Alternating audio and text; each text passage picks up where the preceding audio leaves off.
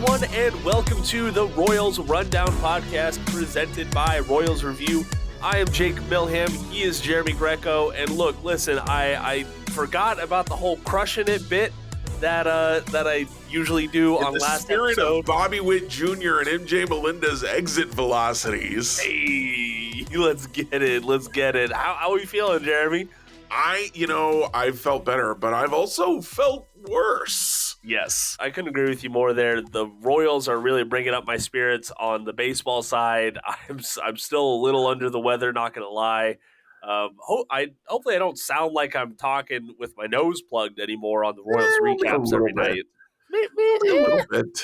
Speaking of the recaps, you had like a cowboy called you. Yeah, last night. Yeah, what the heck, cowboy? I don't know. I didn't get a location. I didn't even get a name. Like, the guy just started talking. First off, I don't know how they got my phone number. I just, like, you know what? This is so mysterious. I feel compelled to use it.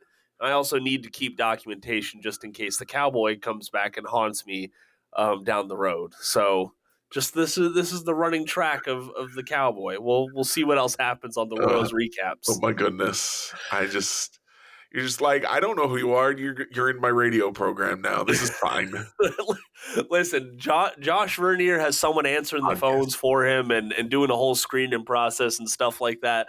I don't have that luxury, okay? Most of the time in these games when they're in Kauffman Stadium, it's like it was much later last night when I'm doing the Royals recaps. I'm like, makes me real glad for that extra innings rule, right? Yeah, because I'm watching all the games now, right? Right. I'm not skipping everything but my weekly game anymore. Woohoo. Congratulations. So you picked a good season to start off with that. I mean, no, I've done that before. I just I started it up. The Royals are still competitive. They're not 2-17 right now after playing 8 games. It's first off, I don't know how that math works. And Royals, that's how that math works. The Royals.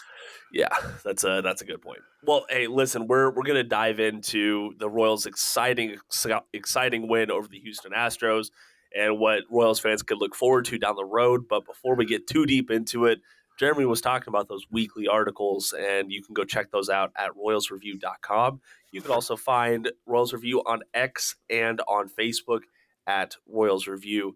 Jeremy, it is this episode's gonna be coming out on Thursday, so do we have a sneak peek to your weekend column? Question mark? I'm probably gonna write a little bit about what we're gonna talk about today. I don't have a better plan right now, and that's not to say that this isn't a good plan. This is the plan that I came up with, so I hope it's a good plan. So I'm gonna grab the wheel. We're going right now.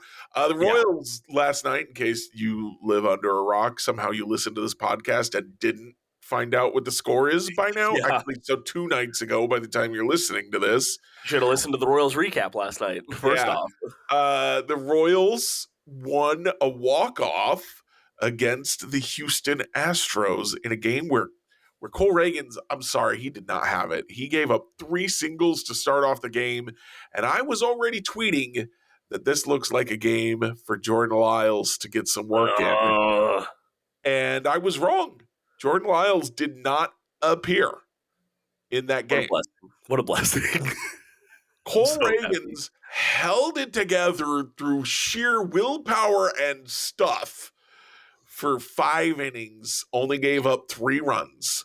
Yeah. He did get, I think, a little bit of help from the Houston Astros, though. I got to say, not all of his pitches that got hit were bad. A machine. He just went down and got him and hit him anyway. You can't blame the pitchers for that. So this is a game, and I think your Cowboy friend mentioned this last night, so that might be why it sounds familiar to me. This is a game the Royals lose last year. This is a game that Cole Reagans or whoever goes out there, because it wasn't Cole Reagans at this time last year, goes out there, doesn't have their best stuff, and they can't hold it together.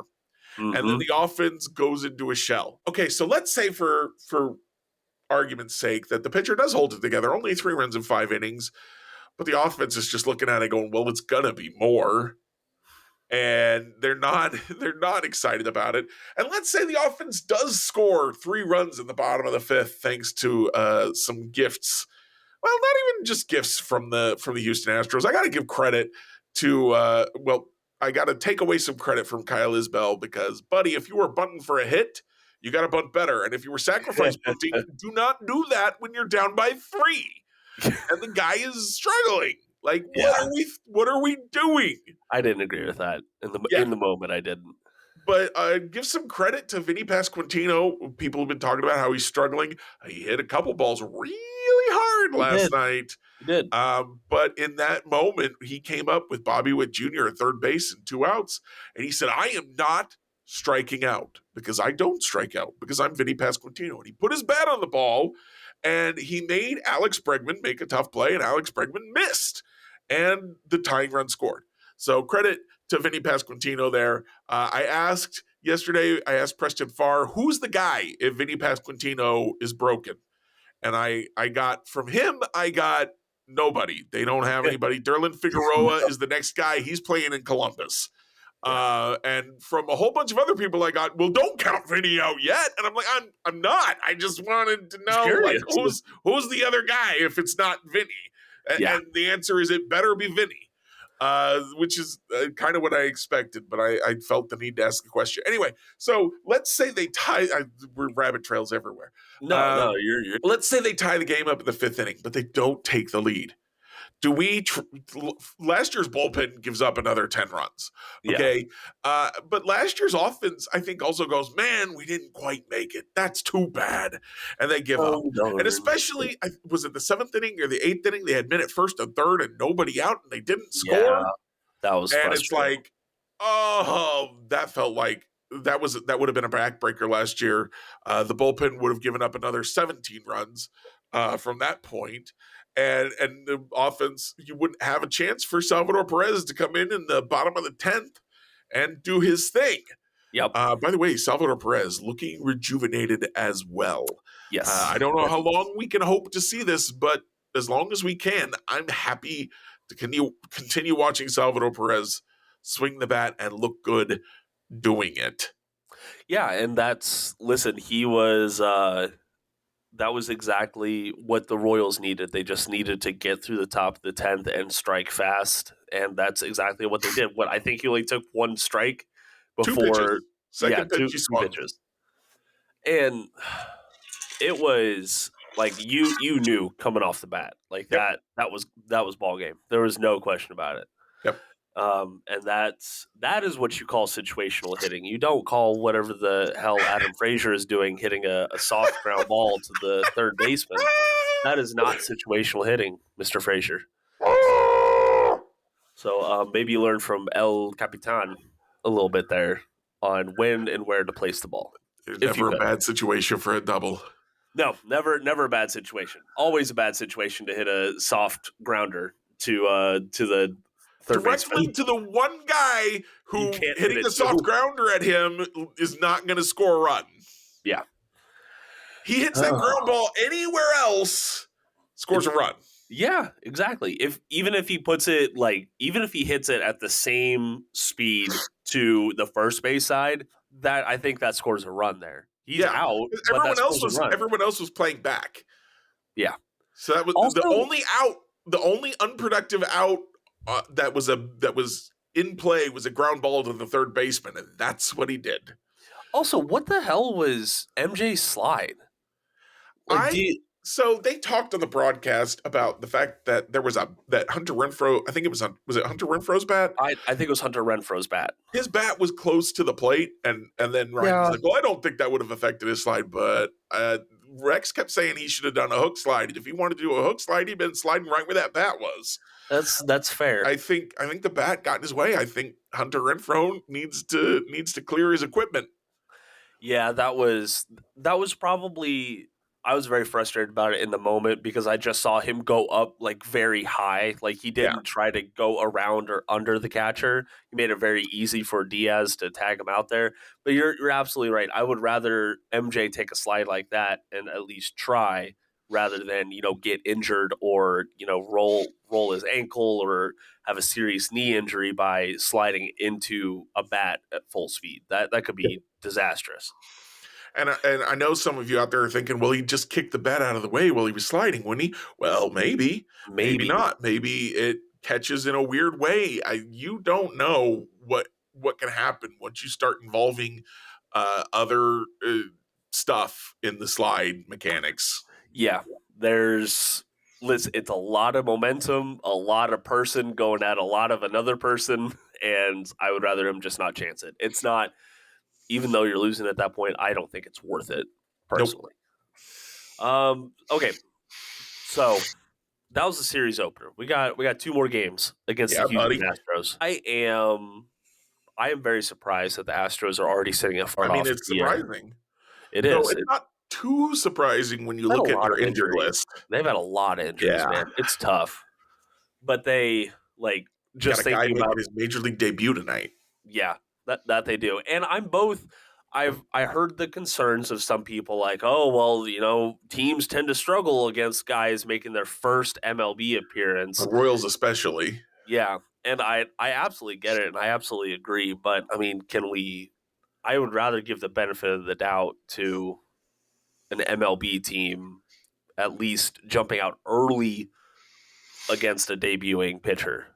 But he is the Astros' number 3 prospect for a reason, I guess. He's not going to be a slouch tonight. The thing about the prospects is you don't always have a lot of information about what they do. The higher level prospects you have more information about because you're more likely to keep an eye on those guys. Mm-hmm. That said, this Royals team is playing with a lot more confidence Yes. than they have for the past few years. Mm-hmm. They're winning. This is kind of one of the things that I said I was looking for with all the veteran signings was that having a Michael Wacha, having a Seth Lugo, a Chris Stratton, et cetera, was going to raise the floor and tell guys, listen, you have a chance to win every night now. There are no excuses. There is no, well, you're all just kids. We're not sure what your talent level is. The floor is high enough that you have a chance to win. Now go out and take it. Mm-hmm. And they've been going out and taking it.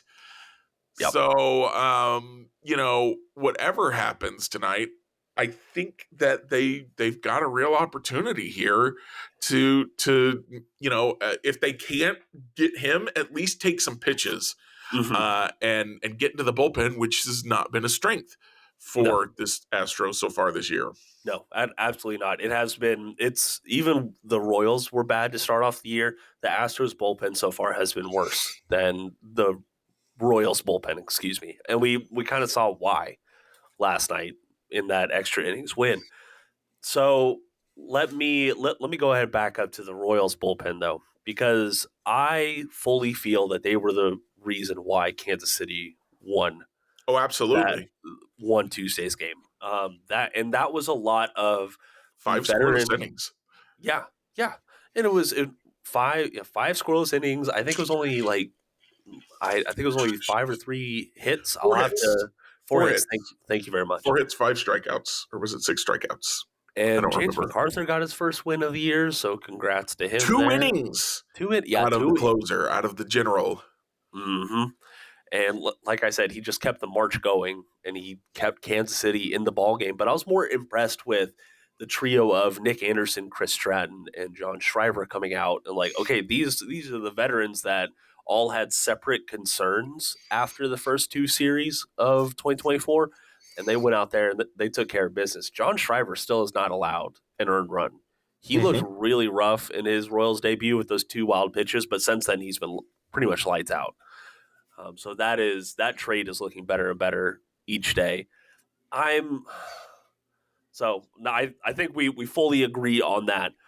Let me go back to what you're talking about with Jordan Lyles though, because I expected to see him at some point in the 3rd or the 4th inning with how Cole Reagans was going. The pitch count was getting really high. He wasn't getting shelled, but he was getting they were getting contact, balls in play. It just was not looking like a typical Cole bump day. And I was like, okay, let's just get Jordan Lyles in here. Maybe he can limit the damage to like 2 or 3 more runs, and we'll head into Wednesday and regroup. But I fully believe that with the rash of injuries around MLB right now, that Jordan Lyles' trade value might never be higher.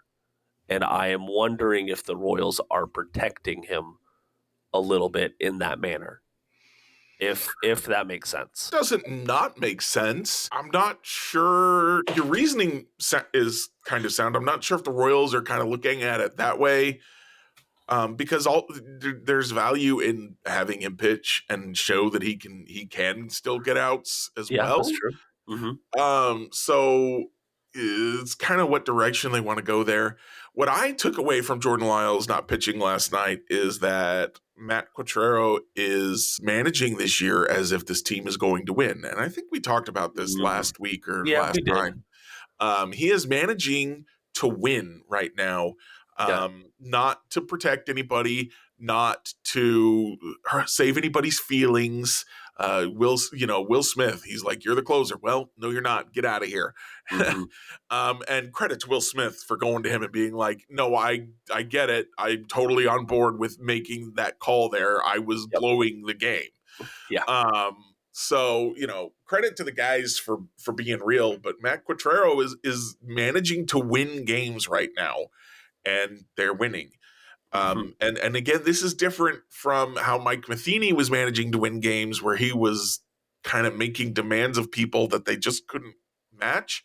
Where Matt Quatrero is saying, all right, if you, instead of saying, maybe going to Hunter Renfroe and being like, yeah, you're my sixth hitter, you need to hit better. Get out there, go, go, go, go, go. He's saying, fine, you're not hitting, Matt Renfroe. You need to go down in the order. I'm going to give you days off as often as I can. I'm going to reduce your playing time until you show me that I should stop doing that. Yep. And that's kind of, and I think in a professional way, not in a vindictive way, of like, listen, I've got to do what's best for the team, and you have to accept that. So that was my kind of biggest takeaway, is that I think we would have seen Jordan Lyles if we hadn't seen Cole Reagans really limit that damage for those 5 innings, and if we hadn't seen the bullpen come in and hold everything together for their 5 innings. If the game, when I expected Jordan Lyles to pitch, I expected it to be because the game had gotten out of hand. But the game never did get out of hand. No. Cole Reagans, he gave up those 3 singles, and then he almost got out of it without giving up any runs. Almost. So close. And he gutted that start out, man.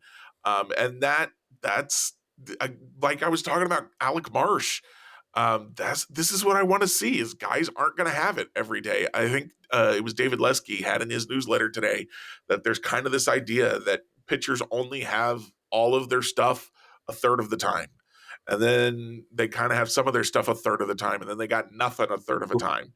Yeah. So that's going to be, even for Cole Reagans, it's about 10 starts that you would, if he pitches the whole season, where he's not going to have his stuff at all. And last night felt like a game where he didn't have his stuff at all, and he still only allowed it to become 3 runs in 5 innings. And I want to stress the fact that, yes, the Houston Astros have a losing record right now. They have a ton of injuries, but that is still a pretty damn good lineup. That offense is beastly. It is, and it all comes. Well, most of it, comes from Yordan Alvarez. And we saw why last night in Kauffman Stadium. So I have one more detail that I want to talk about before I forget about it. Yeah. So have you noticed that they haven't moved around MJ at all to start off the year? He played right one game. Did he really? I thought he. Yeah. Okay, I thought he was. I noticed it because I think that was Saturday's game. Hunter Renfroe was getting the day off, and I was like, but why don't you have MJ play left and put Velasquez in right, so that MJ doesn't have to move? Yeah, you're right. I'm sorry. I totally thought he had played all the games in left. Never mind then. Yeah. Point move. Well, he only played the one game in right, but again, also that's kind of Renfro's position. So it is. he not by virtue necessarily of a decision to not move Melendez, but by a decision to bring in a guy who has a position of right field and say, all Mhm. right, MJ, left field is mostly yours. We'll have you play some right field too. And but he is, your point still is valid, I think. And maybe the intent is not the same as what you were imagining, but the Mhm. point of he's not changing positions as often, and he won't throughout this year. Even if Hunter Renfroe gets injured or gets benched entirely, I don't think Melendez is going to right. I think he'll mostly play left, and they'll try. Maybe Tyler Gentry gets called up and he plays Maybe. right, or whatever they end up doing there.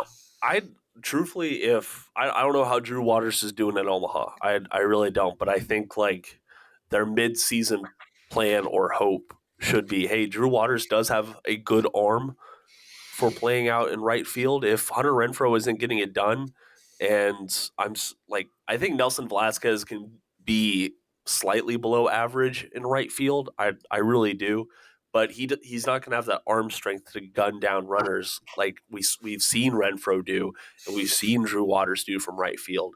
So I'm hoping that Drew gets things together at the plate, and hopefully he doesn't just rely on being a backup center fielder, but he can be an option at all three outfield spots once again. My point was going to be Dairon Blanco, absolutely on a very unique and valuable stretch Oh yeah. to start off the season. I wouldn't have any qualms with seeing him actually like get a proper start in the center field. But then the thing is, where do you slide Kyle Isbell? Because I'm not saying you have to have him in the lineup, but his glove is very valuable, and it really is. And I Well, think last I season, think if you're going to start Blanco, Renfro is the obvious guy to sit on the bench for a day. right? But so my point being, last year I think they would have put Blanco in center field, slid Isbell over to left field, and then MJ over to right field. Oh, okay. Um, all this to circle back, like when I spoke with his dad, like he stressed that MJ was having trouble switching from spot to spot and reading, how balls were fading and It's tailing. hard. It is. It's certainly not easy, and it's different for every batter. But when you're also switching sides of the field, that is tough. So I'm hoping that we see as a season long trend that MJ Melendez, like, what do you think, like 93% of his fielding games he's out in left field. I think that's fair. Yeah. He's going to get a handful of games in right probably, but not more than that. And honestly, it's so weird to me how we as fans kind of treat left field and right field as if they're interchangeable other than arm strength. They are not. No, When I they're really was not. when I was playing in little league as a 16-year-old or whatever you call the league when you're 16, I played right field primarily because I was a big guy and it was assumed that I could not play defense. But as it turns out, Ah, I could play defense. So I got game balls for my defense in right field, and then they're like, "Well, let's put him in left field," and I had no idea what was going on oh anymore. no. The way the ball comes off the bat is just completely different.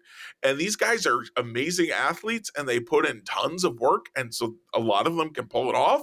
But it's not a matter of, well, if you can play right, you can play left. You do Mm, have to work at it. yeah. And you know what? There's only so much time to work at it during the season. Yeah. And Yep. sometimes you have to make those calls on the fly due to injuries, underperformance, things like that. But that's long drawn out way to say I am enjoying MJ Melendez as the clear primary left field guy. Yeah. Um, It's paying dividends. it is. It's been paying dividends because they kind of made that choice a little bit last year to at least just keep him in the outfield, and it took him a while, but by the second half of the year he was hitting, and he's just Hmm. kept hitting into this year. I think I saw he has an OPS over 1,000. He's in the Yep. top 5 for average exit velocity in all of MLB. Just just proven me wrong over and over and over again, and I could not be happier about it. I'm He's super excited to have yeah. MJ Melendez just crushing the ball in the middle of the lineup.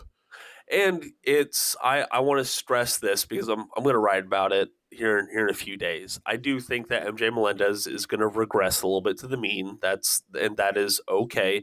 His BABIP right now is sitting at like 364. Like that's way above league average. And I remember with guys like Not Brent that Rooker. high. It's not that high. We're not talking about like Nick Prado's hot streak last year where Yeah. he like that was an insane BABIP. He was getting so freaking lucky. All this to say, I'm not trying to discount what MJ has done because he's made leaps and bounds in the field and at the plate. I think he's drawing walks at a career rate right now, 13.2%, which is very Whew. impressive. Yeah, that's looking good. His FWAR's already surpassed his 2023 or his career total. Excuse Low me. bar. Yeah, very low bar, but still, it is surpassed. The one thing I want to say about the BABIP is that we kind of BABIP 300 is average. Is how how we usually look at it. Yeah. But there are things that can make your average BABIP, a player's average BABIP, be higher than that. Mm-hmm. If they're really fast, it Yep. can be higher than that. If they hit the ball really hard, really often, it can be higher than that. So just because he's at 364 and he will regress because he's not, unless unless I am the most wrong person who has ever lived. MJ Melendez is not going to end the year with an OPS over 1,000. He's not going to be an MVP candidate, which is what that would be. Yeah. But he can still have a really good year with an OPS over 900 would still be fantastic. Yeah. A fantastic season. And that would still require some regression. And his BABIP could come down to like 340, 330 and be a little bit more reasonable. And that it would still be good. So when we're calling for a little bit of regression here, this is not, well, he's going to suck. It's, well, he can't be this good all year. Unless like that's if we're at like the 30-40 game mark and he's still on the space, yeah, we're gonna be having discussions. If MJ and Bobby and Michael Garcia and Nelson Velasquez are all going to carry OPSs close to 1,000, we're going to be having a season, baby. Oh yeah, that is to say the least. And if you want to keep tabs on the season, the good, the bad, the ugly, and everything in between, go check out royalsreview.com one last time for that plug. Also, Jeremy, we would be remiss if we didn't tell our listeners about this. Jackson Holliday, MLB's top prospect, is going to the big leagues, baby.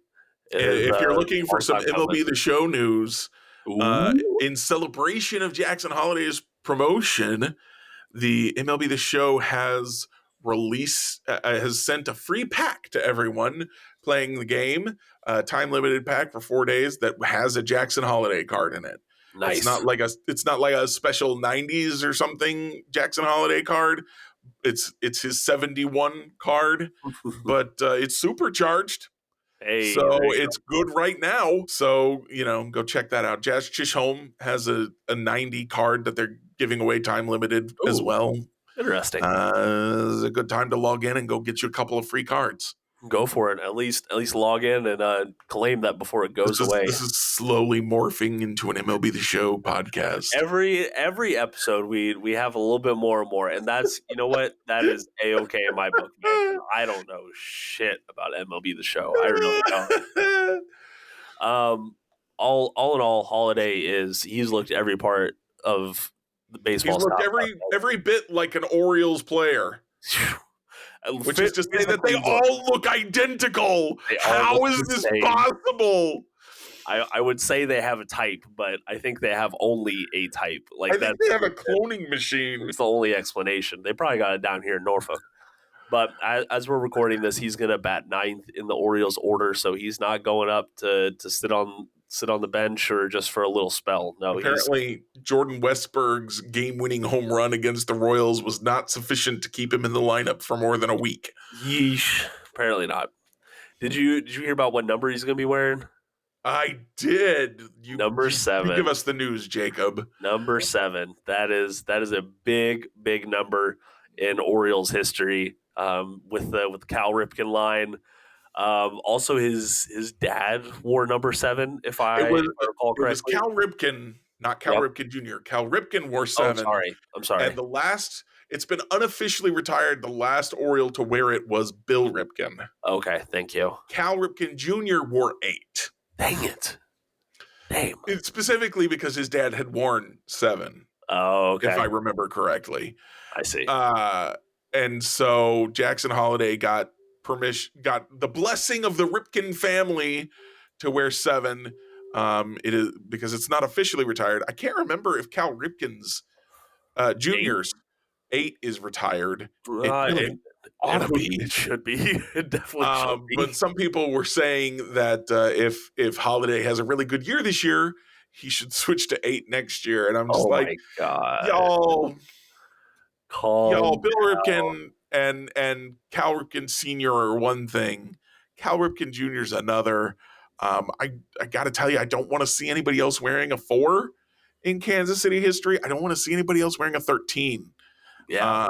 That's Alex Gordon and Salvador Perez, for those of you who don't remember everybody's numbers. So if maybe the Ripkens don't care, but honestly, as a player, I don't think I'd want to wear Cal Ripken's number for the Orioles. I feel like that would be a lot of pressure, Cal Ripken Jr.'s. I mean, it's already a lot of pressure to wear Cal Ripken and Bill Ripken's number. So I'm a little interested how that came to be. Did he ask for that? And they were like, sure, fine. So. Or did the team say you should do this to both of them? Or how did that all go down? I'm very, very fascinated by that whole process. Maybe we'll get what's it called? An oral history of Jackson Holiday's major league debut someday, and we'll find out. That'd be really fun. I do love a good oral history, like hearing from all the different people around the process. It's great. Oral histories on Zach Greinke are the best, though. Those are my favorites. Hey, listen, you had the perfect segue, because one of our Spotify Q&A responders asked that, which Royals jersey do you think will be the next number retired? Is it Salvador Perez or another person? Alex Gordon. Yeah. And then later Salvador Perez. I think go ahead. You gotta. Yeah. And first off, to the person in my DM saying that Alex Gordon is one of the most overrated Royals ever. That is, I need you to go take a lap. Sit down, sir. Yeah, sit down. Go take a lap. Go clear your head, and then come back to me when you're conscious and actually thinking. I put a poll up on our X account at Royal Rundown Pod to just kind of test the water, see how folks were thinking, and I put up some other of the top FWAR players in Royals history that don't have their numbers retired. Guys like Kevin Appier, Paul Splittorff. I'm sorry, what was that name? Paul Splittorff. The one before that. Amos Otis. Kevin Appier. Thank you. You put some respect on the best pitcher to ever wear a Royals uniform. Not a lot of folks think that, apparently. Kevin Appier. Thank you very much. Truthfully, Jeremy, I've been saying Appier my whole life. Oh, and no one ever told you? Nope. Oh, Jacob, no. I'm so sorry. Kevin Appier. Okay, I'm gonna say it a few more times in the podcast so I don't forget that. And yeah, there you go. Myself again. But hey, here's the best part. I'll leave it in the podcast. Folks are listening to it. I sure as hell ain't perfect. But yeah, so that was Kevin Appier, Paul Splittorff, Amos Otis, and Alex Gordon. I put those 4 in a poll. We got 225 respondents, so a good little sample size there. 72% of them picked Alex Gordon. Yeah. It was far and away. It's a bit late to retire any of those other guys' numbers. Yeah, probably so, honestly. And the thing that really sets Alex Gordon above Appier especially is the success the team had while he was here. Yeah. Appier was an amazing pitcher, but the team was never good. True. He was pitching for the Royals. It's very unfortunate. Yeah. And he does not get enough respect because he is the most valuable pitcher by both types of WAR, I believe, in Royals history. Mm-hmm. And he also should have won the Cy Young Award, I believe, in 1991 when it went to Jack McDowell of the White Sox. I know it was Jack Oh, McDowell that stole it from him, but Jack McDowell had more wins because yeah, that's Kevin right. Napier pitched on a bad team, Ah, that's and pitcher wins were still considered meaningful the back then. the premier statistic Yeah. when So that Kevin doesn't Napier rely on the is pitcher. very badly underrated by a lot of people, and I will also say in that vein that Alex Gordon is probably overrated by some people, but he is also still an all time great Royal. Mm-hmm. Like both of those things are true. And we're gonna sit here and talk about like so Ned Yost, for example, is in the Royals Hall of Fame. Yeah, And if you look at Ned Yost amongst other MLB managers, he is not going to have this amazing sterling resume. His winning percentage isn't going to be great, but his value in Kansas City is high because he brought a championship to Kansas City, back to Kauffman Stadium, and he had a very, very big role in that. And I think that Alex Gordon should have similar respect. He was kind of the bridge from the very, very dark days of Royals baseball in the early 2000s to back to winning baseball. He was the steady veteran presence when guys like Mike Moustakas and Eric Hosmer were making the jump to MLB. So I think that has a lot of value. I really do. I think some people are undervaluing Gordon now because A, the team was so bad while he was here for a good chunk of while he was in Kansas City. And B, he was very bad at the end of his career after signing Yeah. that big contract. Yeah, he was. But he was also incredibly valuable in 2014 and 2015. Mm-hmm. If Alex Gordon is not playing at an incredibly high level those 2 years, it's hard to say make the playoff success that they have. Yeah. I mean, the home run off of Juris Familia Oh, in yeah. Game 1 of the 2015 World Series is iconic in Royals fan lore. It is. Someday, I think when they retire his number, they should also unveil the statue of him pointing to the sky as he rounds first base. Absolutely. Just an all-time Royal. He just is. I'm sorry. He is. Accept it. And that's what, like, his story is also very Royals-y, going from University of Nebraska just down the road to Kansas City. He's very much a Kansas City guy. His brother was named Brett after George Brett. Jesus Christ. I didn't know that. Yeah. Wow. He grew up a Royals fan. Well, yeah, that is very apparent. I think fan is doing them a disservice. So, Jeremy, in that vein, why don't we go ahead and run through some of our questions that our listeners gave us? Sound good? Yeah. Okay, so that question that we talked about with which jersey number do we think will be retired next was from Nash fan Sam. So thank you very much for responding to that. Friend of the podcast, Lux, says start, sit, DFA, Lugo, Waka, Marsh. Also, has Jeremy seen Sound Euphonium? Let's answer that question first. Have you seen Sound Euphonium is on my list. I have not yet watched it. Really? It suffers from not having a dub. So I have to wait until I have an opportunity to watch a subbed anime. Yeah. And usually what that ends up being is whatever anime I'm working out to, whether I'm rowing or walking or whatever, I'll watch an anime. That's smart. And currently I am watching Hajime no Ippo, The Fighting. I think that's how you say that. And I know that one does have a dub, but I was told you must watch the sub. Dude, so I watched like half of an episode in the dub anyway, and then I was like, no, I'm gonna do the sub though. I think you have to watch sports animes with the subs. Like I watched Haikyuu dubbed. Really? Yeah, really? I love that one dubbed. Okay. To each their own. So, but let's get back to his Royals related question. I guess. So I will go and start us off with start, sit, DFA. I am starting Seth Lugo. Okay. I'm sitting Michael Waka and I'm DFAing Alec Marsh. Like that is You're crazy. That's tough. Out of your mind. That's tough, but man, when it comes down to brass tacks, if this is just for 2024, That's who I want. I will say Okay. that.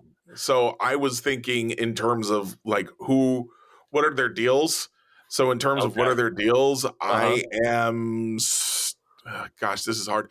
I'll sit Marsh Okay. because we could bring him back later. Yep. Um, I'm not DFAing him because he's still on his rookie deal and he's Right. too good to DFA on a rookie deal. But that means that I'm either cutting Waka, who has been the best of the three so far this year, Yeah. or I am cutting Lugo, who has still been quite good, but who has a longer deal. So I'm taking on more dead money. Right. I It's think I tough. still probably cut Lugo in that situation and Really? take Waka. I'm very But surprised. honestly, don't cut any of those three. They're both pitching well. What are we doing? Oh no, you know that was Lux just trying to put us between a rock and a hard He's place. trying to make me DFA Alec Marsh, and I will not do it. Next up, we talk about Chris Bubich as a DFA candidate. I'm kidding. I'm kidding. Ginger620 has a bone to pick with you, Jeremy. She says, "I just bought a Michael Garcia NFT for $23,000. How do I turn that into my MLB The Show stubs and get my friends to stop calling me stupid? Also, what is the best Yakuza minigame and why?" Go ahead and answer that last one before you get to Michael. Oh my goodness. There's so many. I know There there's are so many so of them. many. There are so many. My favorite Yakuza minigame is the Cabaret Club management minigame. Okay. Not the one where you interact with the girls and you try to answer their questions the way that you think will flirt with them the best. The one where you run the club. Okay. It shows up in Yakuza 0, Yakuza 2, and also Fist of the North Star. It's just kind of a resource management game of, a guy walks in and you got to find the girl that fits his preferences, and then you got to obey the hand signals the girls give to make sure they have ice or towels or whatever they need. Oh. Huh. They give these subtle hand signals Yeah. so that it looks like you just anticipate their needs instead of being asked for it. Very fancy customer service stuff. Ooh. It's not nearly the most complicated mini game, but I always have really enjoyed it. I thought we All were right. going to get it in Like a Dragon Gaiden. Unfortunately, we got the flirting one, which fine, I guess. Teach their own on Um, that. yeah. Also, I do need to go ahead and give honorable mentions to Mahjong, which I adore. I know a lot of people hate it, but once you really learn it, it's a lot of fun. And Koi Koi, which is a Japanese card game that I also find incredibly enjoyable. And I play both of those games on my phone just in my downtime now. Wow. Okay. I love that. So yeah, Ginger, I don't know if you could turn your NFT into MLB The Show stubs. I don't I think that repeatedly said that this is not financial advice. I said that so many times. Would you be surprised if we have more investment questions Oh from our boy. listeners? This is not financial advice. If you want MLB The Show investment advice, buy James MacArthur. He's going for like Ooh. 10, 11, 12 stubs. Dang. He Okay, is currently a black card. He's not even a bronze. He's gonna go up. He okay. may not get to gold, but he should get to or he may not get to diamond, but he's gonna get to silver. He may get to gold. Yeah. Especially if he keeps on being the high leverage guy for the Royals, he's going And to the get there nice multiple and quick. innings, yeah. Yeah. Listen, Ginger. I don't know. I don't know shit about either one of those, so I'm just going to keep it moving. Royal Rupert says, "Is Jackson County still going to have an independent study of the supposed concrete cancer at the K? If they find no problem at the K, how does that change Sherman's approach to a downtown stadium?" I would be very surprised if that study happens, Yeah. and I would be very surprised if it changed anything if it did. Because It. we all know that the concrete cancer is not the impetus for the move. Yeah. It's not the reason. So even if they say, well, there is no concrete cancer, they're going to be like, well, we still want to move, Right. and so you got to go from there. Which is like if the Royals wanted to prove without a doubt that the concrete cancer was bad enough that they needed to move, there would have already been an independent study to do that. Or they would have released the results of their study. Well, and they're even the results that we heard from their study, I thought, were with the same firm that was doing all the designing and was going to be heavily involved in the Well, construction of the they didn't downtown ever release stadium. the raw data. They Oh, just gave okay. us it's concrete cancer. That's what I was thinking of. You're right. Truthfully, Rupert, I don't think that Jackson County is going to fund that because it is Be a sound waste of money. yeah, it sounds like there's been a complete divorce of county officials and the Chiefs and the Royals. It seems like after the April 2nd vote, the Chiefs and the Royals are both good as gone from Jackson County. At least that's how they're playing it right now. Yeah, At but least. it's not how it's going to end up. No. If for some reason the Royals come back with like a completely different mindset, maybe they get the study done, but I think this might be something that we don't have a solid answer on. When the Royals win, you'll note I said When when the Royals when come back to the table with Jackson County, ooh, there would still be a waste of money because okay. again, everyone here knows that the concrete cancer doesn't matter. Whether it's there or not doesn't matter. So why waste money on it? Just stop saying that it's a thing and be honest about your intentions, which is one of the things I asked the Royals to be from the start, and we'll be fine. Max had an excellent article today about how most of the time when teams get told no in a vote, they come back to the table, at least for a while.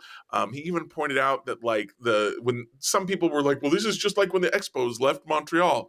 The Expos were arguing with the Expos were arguing with Montreal about stuff for 10 years before they left. That was The a long Athletics have been process. doing this for 20 years. Yeah. The Royals have been doing it for 2. They're not, and again, they're still under lease through 2030. Mm-hmm. And if they want a new stadium before 20, they're gonna have to do it in Jackson County. Yeah. Or at least in the metro and convince Jackson County to work with them. And Jackson County's not going to work with them if they say they're moving out of the metro. Won't happen. Exactly. That would no. So they're not leaving, y'all. They're not leaving the metro. Where are they going to go? This is what I wrote last Saturday. Where are they going to go? They're going to go to Nashville? Nashville has a football team. Chiefs aren't going there. Nashville has a minor league baseball team. Nashville also, has the record of you got to give us a strong CBA if you want to build here. Yeah. And if the Royals are going to do a strong CBA, they might as well stay in Jackson County. Exactly. Some people throughout Salt Lake City. You want to fight with the Mormons on Sunday? No, you do not. You I've known Mormons. You do not want to fight with them for church attention on Sunday. And all the football games are on Sunday. The baseball games happen on Sundays. It's not real. It's not going to happen. Dang, that's a good point. I didn't even think about that. And there's just not a whole lot of other inspiring options. I think they're going to stay in the metro. Both of those metro areas, Nashville and Salt Lake City, smaller than Kansas City. Mm-hmm. You're going to move to a smaller. You're already complaining that your market size is too small, so you're going to move to a smaller one? No, you are not. Make it make sense. Make it make sense, Jeremy. That's all you do in your column. I can't. Everyone just needs to chill out and focus on winning baseball, right? Marnie Sherman is angry. She's mad. She got told no. She doesn't like getting told no. Lot of Karens out there. That should be her real name, maybe. Don't like being told no, so they go on Facebook and they complain. And you know what happens? Nothing, because it doesn't matter. Marnie just has the ear of Kansas City press. That's about it. That's the difference between Facebook and her, right? Sure. I just don't take any of this seriously. I teased possibly having an interesting interview for my article last week, and I know I also said last week that I'm done talking about the stadium stuff for a while. Yeah. But the interesting interview didn't pan out last week, but it seems like it might this week or next week. So I'll have to write about it then. I hope you'll all forgive me. Yes, please forgive us. But if I get this interview that I think I'm getting, I can't not write it. Yeah, I'm looking forward to that. Would love to hear some updates on that. Let's go ahead and move on from the stadium stuff with one final question from friend of the podcast, Christopher Columbus, asking, should the Royals move to Kansas and call their new baseball village the Eisenhower Sports Complex instead of the Truman Sports Complex? Well, hey, considering that Dwight Eisenhower is from Kansas, it works. I love it. Yeah, absolutely. I think I would love that so much. how scale of 1 to 10, how petty would that be? That would be a 10. That would be a Patrick Mahomes level of petty. Yeah, I would put it up on a 9. That would that would ruffle some feathers, wouldn't it? Let's go ahead and get back to MLB The Show with Dylan ATC asking, who is your favorite player / card in MLB The Show right now? Jeremy, you answer this one. Ken Griffey. Ken Griffey. I got a Ken Griffey card. I cannot remember what series it's in. But I've already hit like 35 home runs with that sucker in Diamond Dynasty. He just keeps raking for me. I've also got my old standbys from last year. Ken Griffey did not play well for me last year, so I'm very surprised that he's working out for me so well this year. But I've got some old standbys from last year that still work out really well. Rafael Devers, Charlie Blackmon, their swings just fit me. Bryce Harper. Juan Soto's playing very well for me this year also. A lot of lefties, you'll note. Yeah. I'm trying to get my hand. Heimer Candelario got an Easter card. Jamer Candelario, however the heck you say his name. I don't think it's Jamer. Yeah, Jamer. I was like, I'll get there eventually. He got an Easter card, and he's raking for me as a switch hitter. I've been really focusing on the event the past few days. So actually, in the event, what I found is Corbin Burns, his live series card, which is just a gold, has been my best pitcher by far. So shout out to Corbin Burns. Hell yeah. I don't have any input on that, not gonna lie. Mind the Mooses asks, the Royals bench feels redundant with speed / defensive utility guys. Do you think that they would benefit from having a hit-first player on their bench? And if so, who would be the best candidate for that role? This is a doozy because it is very rarely are you going to see a plus bat sitting on your bench in the MLB. I think like you could argue Nelson Velasquez like started out the year in that role as a bench guy. He'll probably like have some days on the bench when Fermin starts for Salvi at catcher, and Salvi just needs a day off. But I'm struggling to think of a candidate, Jeremy. I don't think that there's a guy in the minors that fits that bill personally. No, see, the thing is, if you've got a young guy who can hit, you don't want him on the bench. You want him getting regular at bats. Yeah. And even if you've got an old guy who can hit, you've got a spot in your lineup for him. Yep. There are not enough high quality hitters in Major League Baseball to stick one on your bench. You want him in, you're going to do whatever you got to do to fit him into your lineup. Right. People were fitting Nelson Cruz into their lineup despite his lack of positional versatility. Edgar Martinez, David Ortiz, they'll create a position for you. They'll create the designated hitter and be like, please hit, please. So the concept of having a hit first guy on the bench is great.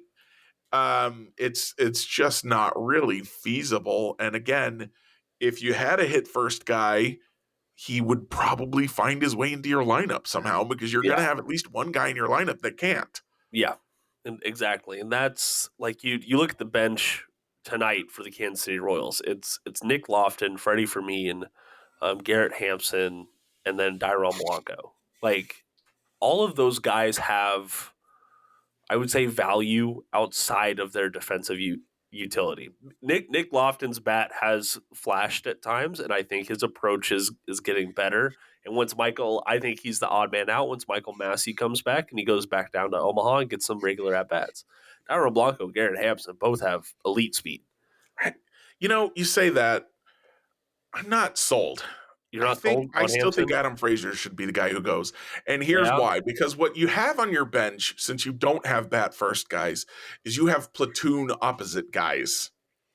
You Okay. have, if you've got a whole bunch of lefties in your lineup, you want to have some righties on your bench to pinch hit.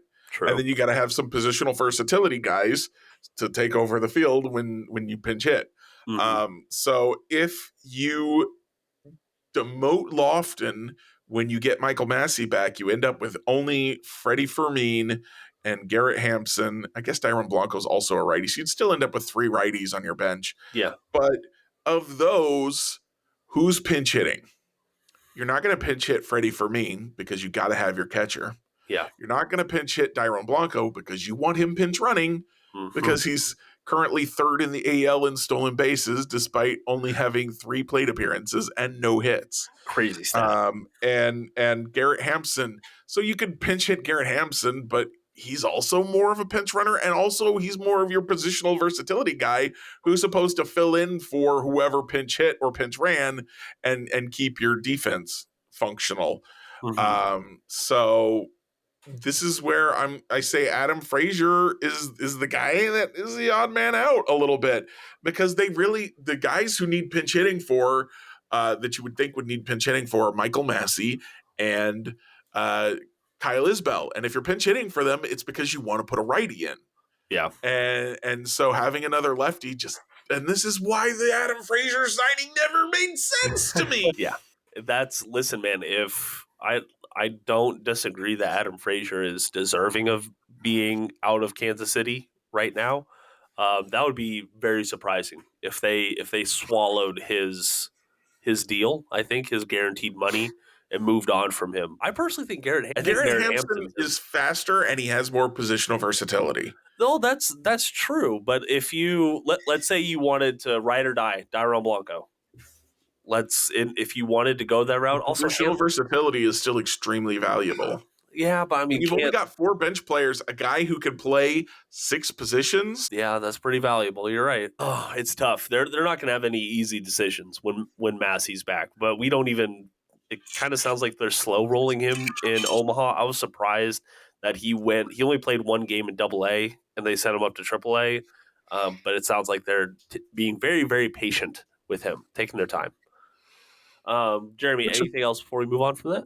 Yeah, I just responding to taking their time with Massey. I'm kind of glad to hear that. It feels like they've rushed guys back from injury the past few years. So by all means, take your time. Agreed. Lastly, Luke57 says, "Can I get some more stock advice? I've been making money hand over fist from your help. Do you think Vinny can snap out of it and produce? It's kind of scary seeing him healthy and bad." I think we touched on this a little bit earlier on, Jeremy. But do you have anything to add to that question specifically? Just want to reiterate, the guy is still taking his walks. He hit the ball hard a couple of times last night. I really do feel like it's a matter of time before he comes out of this. I feel like he's got to shake a lot of rust off. He missed most of last season. And he's kind of a guy who plays a little emotional. He was very excited to be back in spring training, very excited to be playing right now. So just have a little bit of patience. The rest of the team is hitting well enough that you can survive him not hitting for a little bit longer. Give him another 10, 20 games. Let's see what happens. Agreed. I am. Yeah, he's still striking out and walking one for one. So he's putting balls in play. We will absolutely take that. Some of his expected stats aren't very good, but they're still notably better than what he's producing right now because of those factors that you talked about. So even if it is just blind hope, I am trusting that Vinny is going to have a slow April. I don't think he really wakes up until the second week of May is what I'm predicting, somewhere in there. And then he has a strong summer and we just forget all about this. Yeah. I keep thinking about his last at bat last night, and he hit that ball on the nose, just right at a guy. Yeah, he did. So that's a sign to me that he's already on his way out. It may take him a little bit, but once he gets his first extra base hit, I think he's going to be off to the races. Agreed. Also, if y'all just heard that sound in the background, I have to tell it. I can't ignore it. My wife just walked out with our cat on a leash. She just walked out the front door, and I'm currently watching her out the window, struggling to coax this cat down the walkway. What a wonderful life I live. You really know how to pick them, Jacob. I really do, man. I really do. Before we get on to Royals reviews, is there anything else I'm missing? I think we're if we had to summarize this podcast in like a minute, we're very bullish on the Royals. The Houston win really helped that back to back come from behind wins for the Kansas City Royals, really proven that they can just gut a game out. I like that you said that about Cole Reagan's start. Anything Yeah. else you would add? The Fangraphs has their projected win total now at 80 wins, up from, I believe it was 74 at the beginning of the year. And now they have a 25% chance to make the playoffs. Dang, So that's a big jump. The small sample size, 11 games, sure, but it's not so small that it doesn't have an impact on the outlook for the team. And if they continue to play this well, those numbers will both continue to go up. Absolutely. And I still don't understand. I'm sorry. Let me rephrase that. Even though they're projected at 80 wins right now, that puts them at fourth, but that still only puts them like 4 games behind the Minnesota Twins in these projected standings. Who are spiraling. Yeah, they are. I think they've only won 1 game since they left Kansas City. Yeah, that is not good. That is not a strong. It's not inspiring any confidence at all, and the injuries are not getting better for them up north. So hey, don't worry though. Your Chicago White Sox are still on pace for a 100-loss season, so that always brings a smile to my face. At least, at the very least, believe it or not, the Athletics are not on that pace anymore. So good for them. Congratulations, I guess. It's the Sacramento Athletics. It's the Oakla Sacra Vegas Athletics. Yes. What happens in Okra Sacra Vegas stays in Okra Sacra Vegas. Okra Sacra Vegas. All right, man. We are way over our time, and we are going down a rabbit hole a little bit. Let's go ahead and exit gracefully with some Royals reviews. Recording time, my goodness. Yeah, how do we do that? A while. We've been talking a while. All right, Jeremy, real quick, what is your review for today's episode? So I somehow missed this when it happened back in January, but Dr. James Andrews has retired as a sports surgeon. He, if y'all don't recognize the name, I'm sure many of you do, but if you don't recognize the name, he was the guy for Tommy John surgeries. If you needed a second opinion or you needed a Tommy John surgery, you went to Dr. Andrews. He also, did other sports surgeries, and there's a wonderful article that went up on MLB.com that I discovered while doing that research, or while finding that out, just kind of about his career, including the time he had a heart attack and was in the hospital and still took the time to have Jeff Bagwell come visit him so he could evaluate his shoulder. Told him he wasn't going to play again, and it turned out he was right, unfortunately. But also there was the time he borrowed $40,000 and bought a minor league team and then sold them for $1 million a while later. What a wonderful life that must have been. I want investment advice from him. Yeah, there's your guy for your financial advice, let me tell you. But yeah, so just a really cool article about a man who's lived a very interesting life. And it's a name that I think a lot of you, I know I was like, oh, Dr. Andrews. I know that name because they always mention it. You're getting a second opinion. They're going to Dr. Andrews. And I noticed that people were not getting the second opinions from him. And I was like, well, I guess they must have found some other experts. They like, well, no, he's 85 years old and he decided to call it a career. Yeah. Yeah, that's you got to hang it up every now and then. Even the best in the game have to stop. Father Time is undefeated. Yes, that it is. All right, for my quick review today, unfortunately, it is a negative one because I absolutely cannot stand any of the MLB TV apps this year. They're just not doing it for me, Jeremy. So I try to watch it on the smart TV. Comes in like it does a weird like blur effect. Like I'm just watching it like in slow motion. It's very strange. So I switched over to the PlayStation app, and I was like, okay, this is running, working okay. Without fail, every single commercial break, I have to restart the stream. It's the strangest thing. It's bizarre. I don't have any issues with it on my computer. No issues there. But last night I tried to listen to Jake Eisenberg call the game. I was like, you know what? It's been a while since I've sat down and listened to a game. I think that would be nice. That was absolutely not running optimally either. I couldn't figure out, is it just pausing every time my phone is locking? Is it, and this is the audio only stream. I want to make that clear. So is it just locking whenever my phone locks? Is it just buffering? No, I flipped it over to another audio feed and it was working just fine. So I don't know if it's something just with Kansas City. I don't know if they're getting maybe some hand-me-down equipment or something, but get the shit together because I cannot say, yeah, let's just end blackouts and have MLB TV do everything when shit like this is happening. So that's my review. Can't be having that. I've been having issues with it too, not to the degree that you are, but I usually watch on my phone or on my tablet, and so what it'll do is the box score will be below the video feed. Yeah. And every time I've loaded them up all year, it's said the game cannot be loaded for some reason, and then it starts playing the game, and I was like, "What the heck is going on?" Then I realized the box score isn't populating, so it'll be the bottom of the seventh, and it'll still say top of the first. Nobody has any stats yet.